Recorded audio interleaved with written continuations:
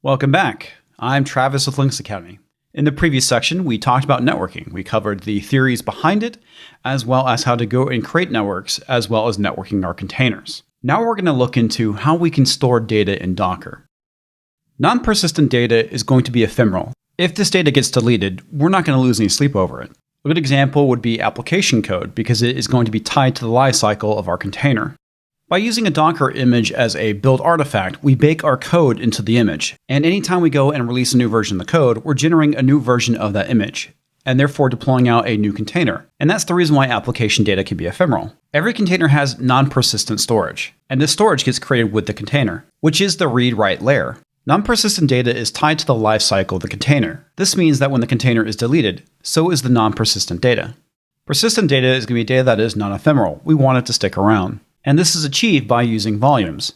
Volume data lives outside of the lifecycle of the container. Going back to the example of our application being ephemeral, if our application talks to a database, we want to make sure that data is persistent and therefore lives in a volume. This allows us to go and upgrade our database container without losing any database data that is tied to the application.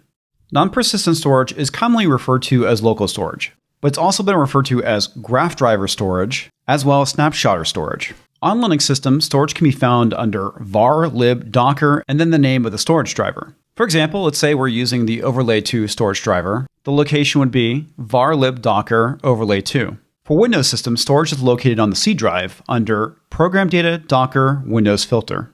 The version of the operating system is going to determine what storage driver is going to be used by default. Rel-based systems use overlay 2. With Ubuntu, you can use overlay 2 or AUFS. SUSE uses BTRFS. And Windows is its own special case. It has its own driver that is configured by default. There's two ways we can handle persistent data in Docker. We can use a bind mount or a volume. We'll be covering bind mounts in a future lesson. For now, we're just going to focus on volumes. We start by creating the volume first, followed by the container, and then the volume is mounted inside of it. And this is done by mounting the volume to a directory. Any changes that are made from within that directory is going to be made on that volume. For example, if we go and create a file, it's written to that volume. If we go and make a change to that file, likewise, it will be written to it as well. And if we go and delete the file from that directory, it's removed from the volume. Volumes live outside of the lifecycle of containers. This allows us to go and safely delete a container without worrying about our data being impacted. Volumes are first-class citizens in Docker. This means that they are their own object. They have their own APIs as well as their own subcommand. The local driver is used by default. This means that when we go and create a volume, it's created locally on the Docker server. However, if we're using Docker Swarm, this is going to present an issue. We'll talk about this in more detail once we get to Docker Swarm. Just like with networking, volumes also support third-party drivers. There's three types of drivers: block storage, file storage, and object storage. Block storage is good for high performance or small block random access workloads. This includes storage like Amazon EBS, as well as OpenStack Cinder. File storage uses protocols such as NFS or SMB, and like block storage, it's also good for high-performance workloads. Some examples include NetApp FAS, Azure File Storage, and Amazon EFS. And the last type of storage driver we have is object storage.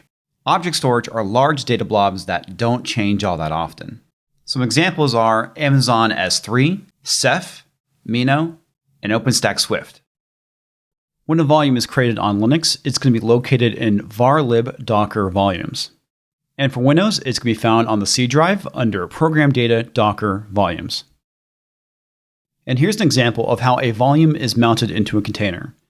Let's say we have a directory called code under /var. The Docker volume will be mounted to /var/code, and any changes that we make in the code directory is going to be written to the volume.